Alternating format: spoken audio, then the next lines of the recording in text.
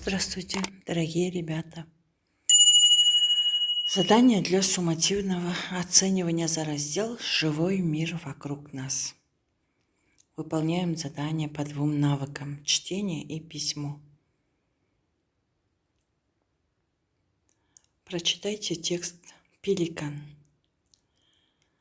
Прочитайте текст и выпишите ключевые слова, не менее 5 слов.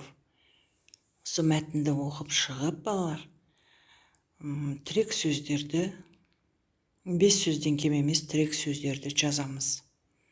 Например, птица, рыба, легкая добыча, птенцы, нырять, крылья. Составьте простой план к тексту. Первое. Среда обитания. Өмір сүру ортасы.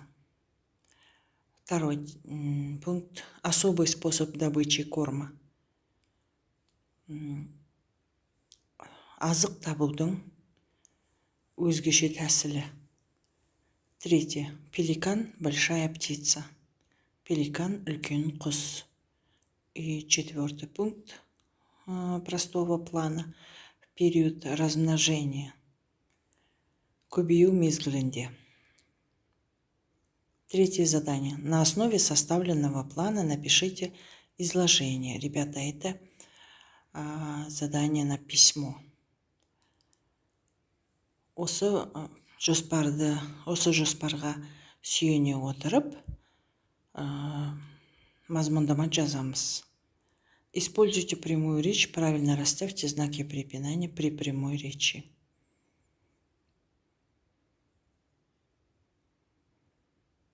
Вот образец изложения. Осындай мазмұндама жазуға болады. До свидания, ребята. До следующих встреч. Удачи вам.